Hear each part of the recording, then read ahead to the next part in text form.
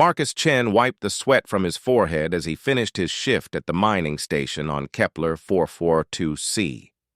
The red dwarf sun cast long shadows across the rocky landscape, painting everything in shades of crimson and orange. He had been working on this remote planet for 8 months now, extracting rare minerals for the Galactic Trade Union. It was lonely work, but it paid well enough to support his sister's medical bills back on Earth. As he walked back to his small, prefabricated shelter, Marcus heard a strange sound coming from behind the large boulder formation near his living quarters. It was a soft whimpering, almost like crying. His heart immediately went out to whatever creature was making that pitiful noise. Growing up on a farm in rural Ohio, Marcus had always had a soft spot for animals in distress. He approached the rocks carefully, not wanting to scare whatever was hiding there. The whimpering grew louder as he got closer. When he peered around the boulder, his breath caught in his throat. 3 small creatures huddled together in a shallow cave formed by the rocks. They were unlike anything he had ever seen before. Each creature was about the size of a house cat, but they had scales that shimmered like oil on water. Their eyes were large and golden, filled with intelligence that seemed far beyond what any earth animal possessed. Most striking of all were the tiny wings folded against their backs. They were clearly too small for flight, suggesting these were juveniles of some flying species. The creatures looked up at Marcus with those brilliant golden eyes, and he could see they were terrified, but also desperate. Their small bodies were thin, showing signs of malnutrition. One of them, slightly larger than the others, made a small chirping sound and took a tentative step toward Marcus. "Hey there, little ones," Marcus said softly, crouching down to make himself less threatening. "You look hungry. Let me see what I can do about that." He slowly backed away and returned to his shelter. In his food stores, he found some dried meat strips and synthesized protein bars. He also grabbed a container of water. When he returned to the creatures, they had ventured slightly out of their hiding spot, watching him with curious eyes. Marcus placed the food and water a few feet away from them and sat down cross-legged, giving them space. The largest of the 3 creatures approached first, sniffing cautiously at the offerings. After a moment, it began to eat with obvious hunger. The other 2 quickly followed. As they ate, Marcus noticed more details about them. Their scales had intricate patterns that seemed to shift in the changing light. Their claws were sharp but small, clearly designed for gripping rather than fighting. Most interestingly, they seemed to communicate with each other through a series of soft chirps and whistles that sounded almost musical. "I don't know what you are," Marcus said quietly, "but you're just babies, aren't you? Where's your family?" The creatures finished eating and looked at him expectantly. The largest one made that same chirping sound and tilted its head, as if trying to understand his words. Marcus was struck by the intelligence in its eyes. These weren't just animals. There was something more here. Over the next few days, Marcus established a routine. Every evening after work, he would bring food to the creatures. He started calling them the Dragonlings because of their scales and tiny wings. The largest one he named Drake, the middle one Ember, and the smallest one Spark. The Dragonlings began to trust him more each day. They would emerge from their hiding spot as soon as they saw him coming.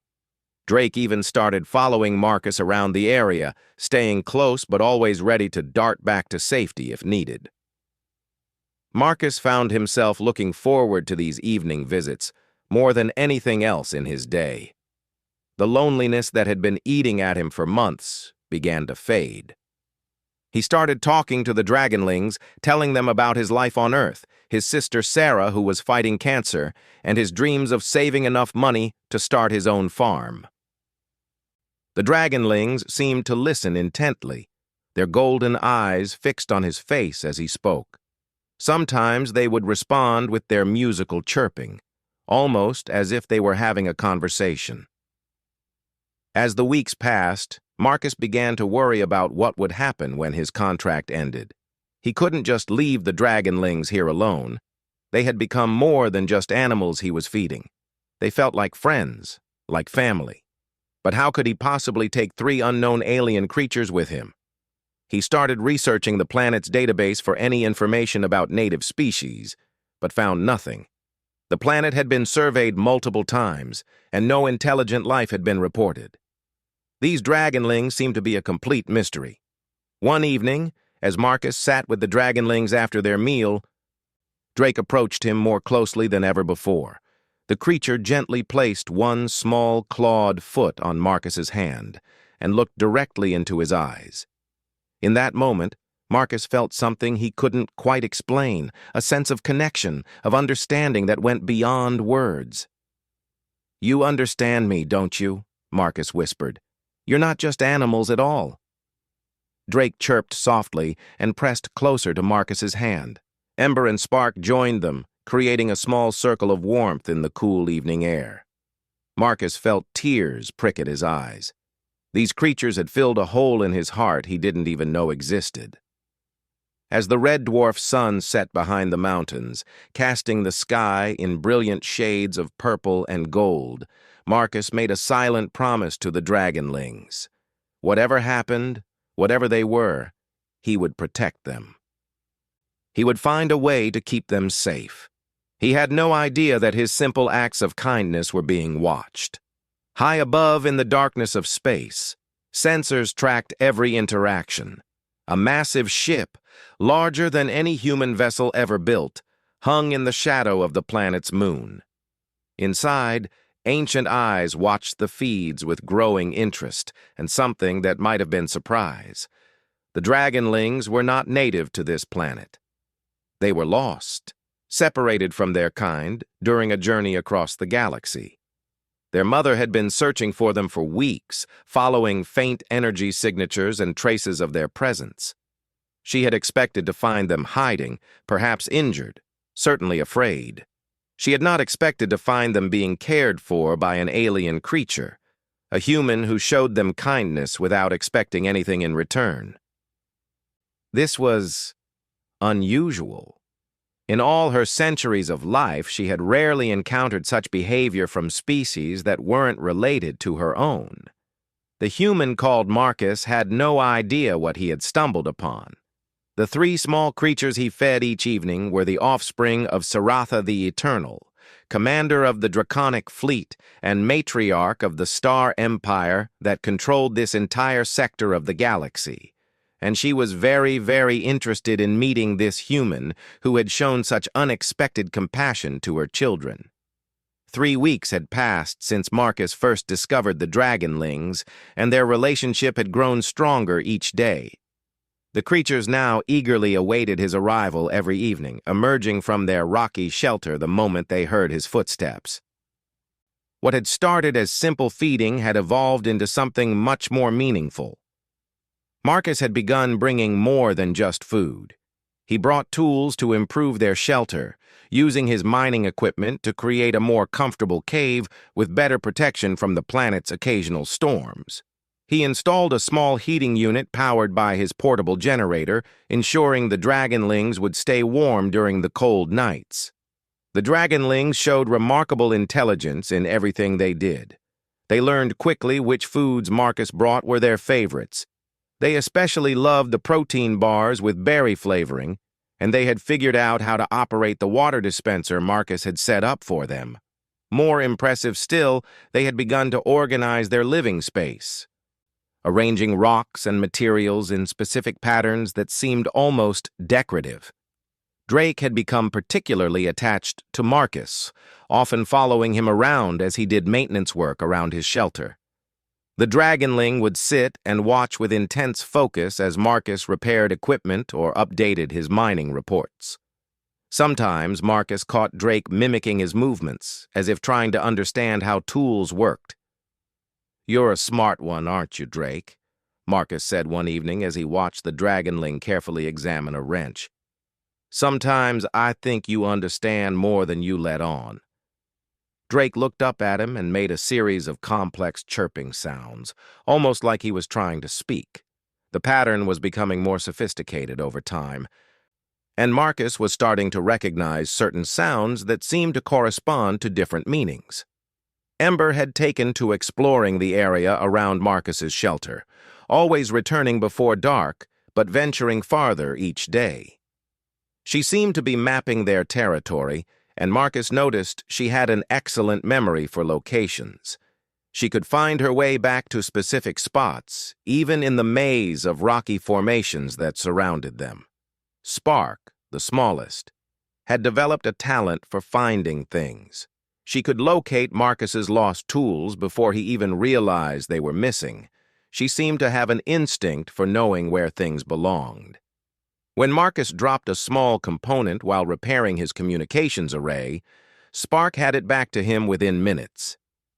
The more time Marcus spent with the Dragonlings, the more convinced he became that they were not just intelligent animals, but something far more significant. Their behavior suggested complex thinking, problem-solving abilities, and even what appeared to be cultural practices.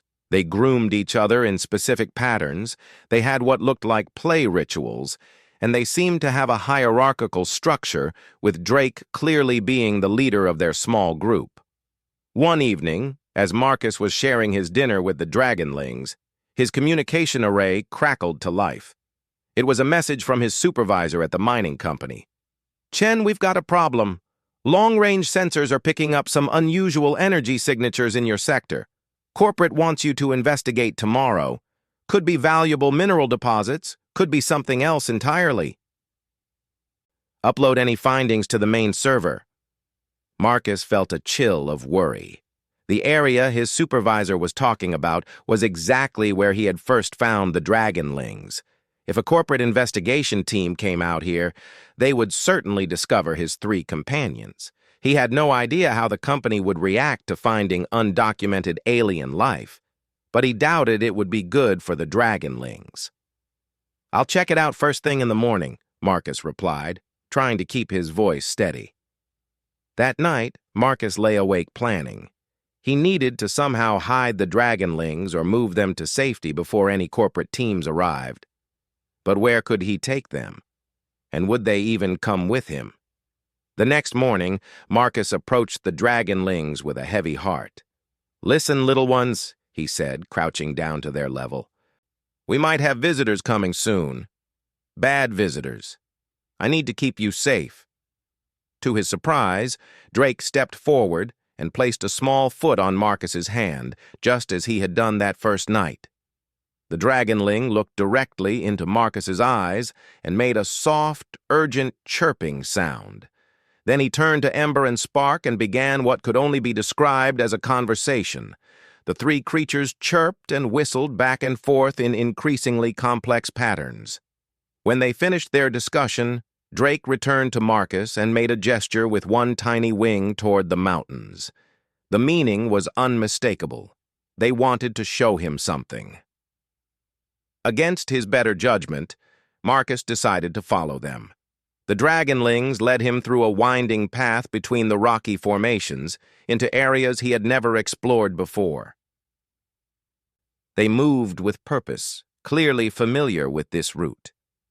After nearly an hour of walking, they arrived at a hidden valley nestled between tall stone peaks. What Marcus saw there took his breath away. The valley floor was covered in what looked like crystalline formations, but as Marcus got closer, he realized they were not natural rock formations at all. They were structures, buildings, or at least what was left of them. The architecture was unlike anything from human civilization, with flowing lines and organic curves that seemed to grow from the ground itself. But most shocking of all were the symbols carved into the largest structure. They were clearly written language, and Marcus recognized some of the patterns from the sounds the Dragonlings made. This wasn't just any alien ruin. This was connected to the Dragonlings' species. "This is where you come from, isn't it?" Marcus whispered, looking down at Drake. "This is your people's place." Drake chirped softly and led Marcus to a particular section of wall where the symbols were especially clear and well-preserved. The Dragonling touched specific symbols with his tiny claws, and to Marcus's amazement, they began to glow with a soft, warm light. The light spread across the wall, revealing more symbols, and then images began to appear. They showed creatures similar to the Dragonlings, but much larger, with wings that could actually support flight. Marcus watched in wonder as the images told a story. These creatures traveling between stars, building great cities, and living in harmony with many different worlds. But then the images changed, showing conflict, destruction, and exodus. The great cities were abandoned, and the creatures scattered across the galaxy. The final image showed 3 small figures, clearly Drake, Ember, and Spark, being hidden away while danger approached. "You're refugees," Marcus realized. "You were hidden here for your safety, weren't you? But something went wrong, and you've been alone ever since." The Dragonlings clustered around Marcus's feet, their golden eyes reflecting the fading light from the symbols. In that moment, Marcus understood the magnitude of what he had stumbled into. These weren't just lost alien creatures. They were the children of an ancient civilization, and they had been entrusted to his care. A new sound echoed across the valley, the distinctive hum of approaching aircraft. Marcus's blood ran cold. The corporate investigation team had arrived early, and they were heading straight for this location. "We have to go," Marcus said urgently. "Right now."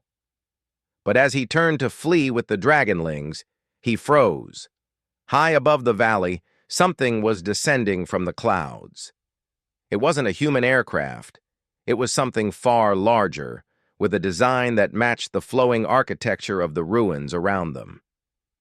The Dragonlings weren't afraid. Instead, they began to chirp and whistle in excited musical tones. Drake spread his tiny wings as far as they would go and let out a call that echoed across the valley with surprising volume. From the descending ship came an answering call that shook the very ground beneath Marcus's feet. It was the same musical language the Dragonlings spoke, but magnified 100-fold, filled with power and authority, and something that might have been joy. Marcus realized with growing awe and terror that the Dragonlings family had finally come to collect them, and he was about to meet beings whose very presence made the air itself seem to vibrate with ancient power. The ship settled into the valley with impossible grace, and Marcus saw figures emerging from it, creatures like the Dragonlings but massive, their wings casting shadows like storm clouds. At their head walked a being that radiated such authority and majesty that Marcus instinctively dropped to one knee. Whatever happened next, Marcus knew his quiet life as a lonely miner was over forever. The being that approached Marcus defied every expectation he had formed about the Dragonlings family. She was enormous, easily 30 feet from nose to tail, with scales that seemed to contain entire galaxies within their depths. Her eyes were the same golden color as the Dragonlings, but they held the weight of centuries and the wisdom of worlds. Most imposing of all was the presence that surrounded her, an aura of command that made the air itself seem to bow before her. Drake, Ember, and Spark rushed forward with joyful cries, their tiny forms dwarfed by her massive presence. She lowered her great head and nuzzled each of them gently, her relief and love so palpable that Marcus could feel it in his bones. When she finally turned her attention to Marcus, he found himself unable to move, pinned in place by the intensity of her gaze. She studied him for long moments, and when she spoke, her voice resonated through his mind rather than his ears. "You are the human, called Marcus Chen," she said. And her mental voice carried harmonics of power that made his thoughts vibrate. "I am Saratha the Eternal, matriarch of the Draconic Empire and commander of the star fleet that guards this sector of the galaxy." Marcus's mind reeled. These weren't just lost alien creatures. They were the children of one of the most powerful beings in known space.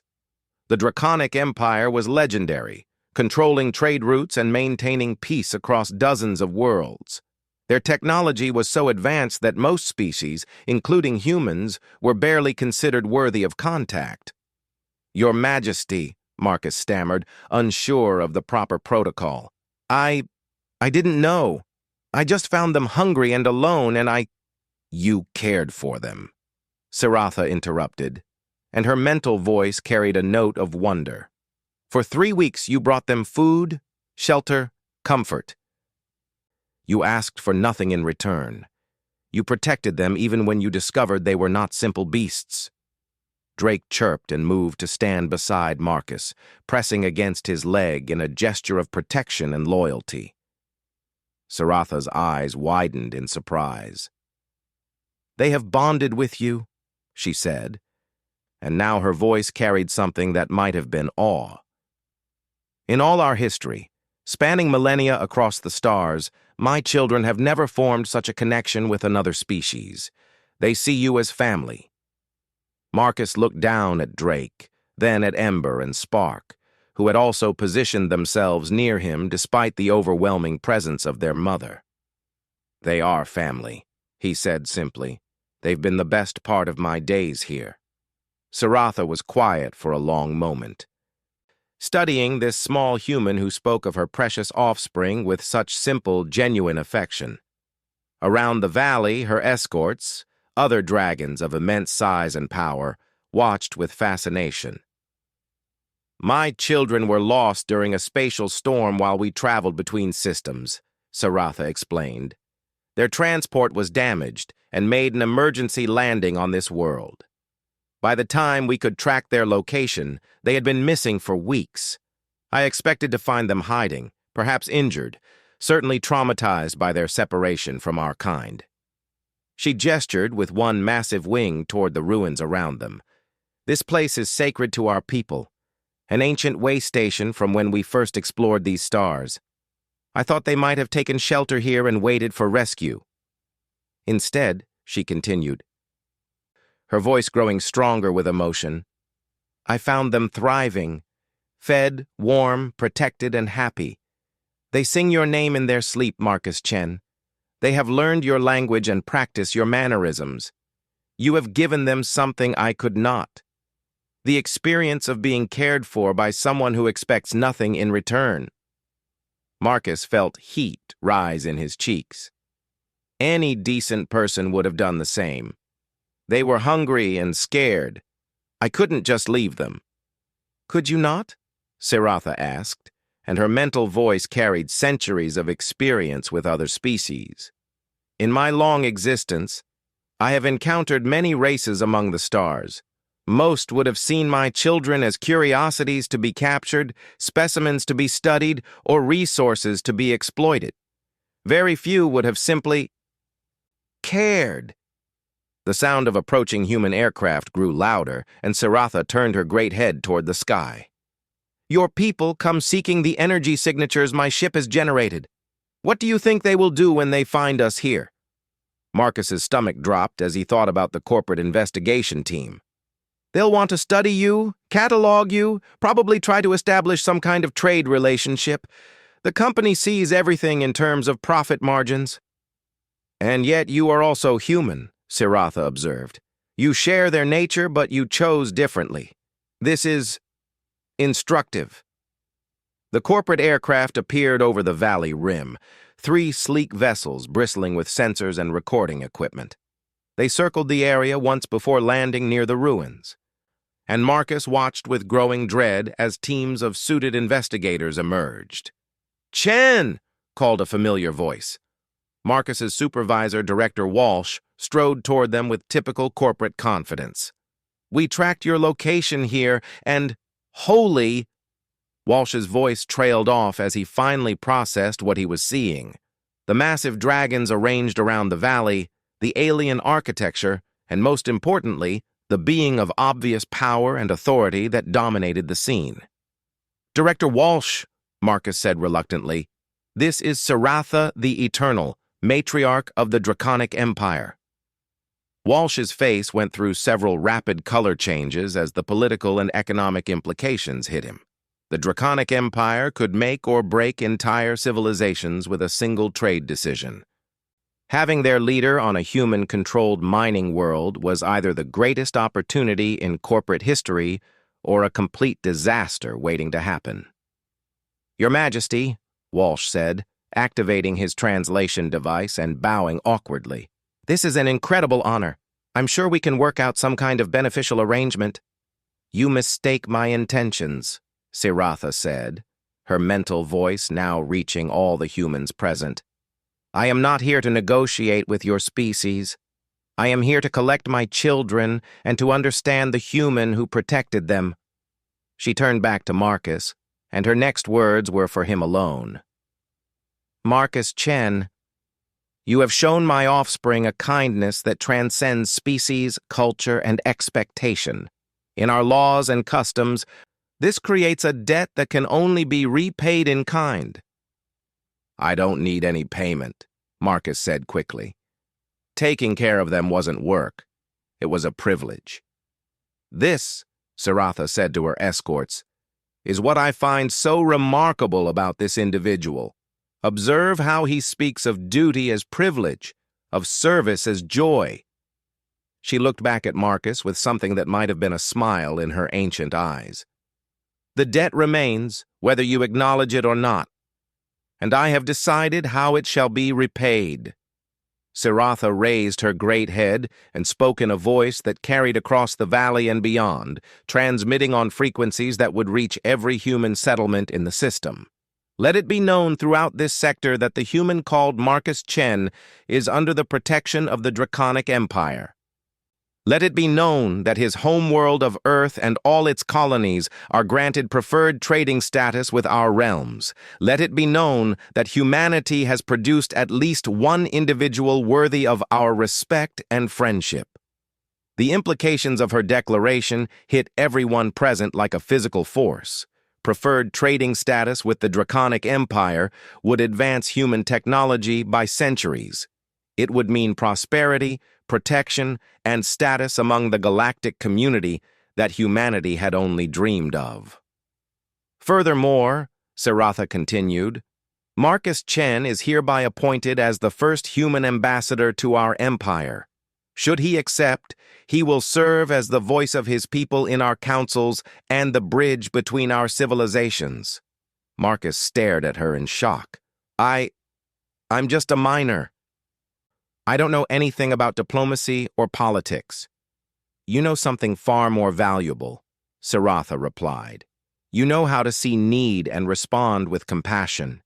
You know how to care for others without expectation of reward. These are the qualities we value most in those we trust." Drake chirped urgently and tugged at Marcus's pant leg. When Marcus looked down, the little dragonling made a series of sounds that had become familiar over their weeks together.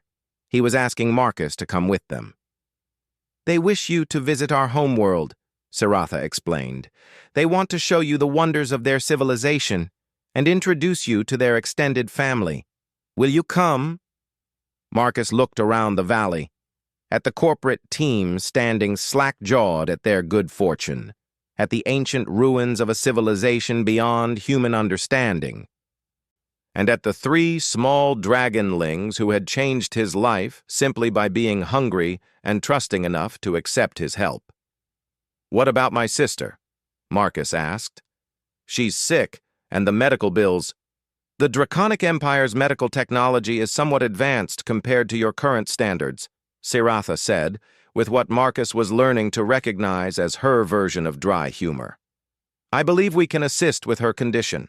Consider it a signing bonus." Marcus felt tears prick at his eyes. Everything he had worried about, everything that had kept him awake at night, was being solved by the simple act of feeding 3 hungry creatures who had wandered into his life. "I accept," Marcus said, and his voice carried across the valley. "I accept the honor of representing humanity to your empire." Siratha's pleasure radiated through the mental link like warm sunlight. "Then let us begin this new chapter in the relationship between our peoples. And Marcus Chen?" "Yes, Your Majesty." "Thank you for loving my children when they needed it most. That kindness will reshape the future of both our civilizations. As the great ship prepared for departure, Marcus gathered his few belongings and said goodbye to the life he had known. The Dragonlings danced around his feet in excitement, chirping happily about all the things they wanted to show him. Director Walsh was already on his communication device, frantically reporting the development to corporate headquarters and probably calculating the bonuses that would come from this unexpected windfall. But Marcus wasn't thinking about politics or trade agreements or the incredible honor he had just received. He was thinking about 3 small, scared creatures who had trusted him enough to eat from his hands, and how sometimes the smallest acts of kindness could change everything.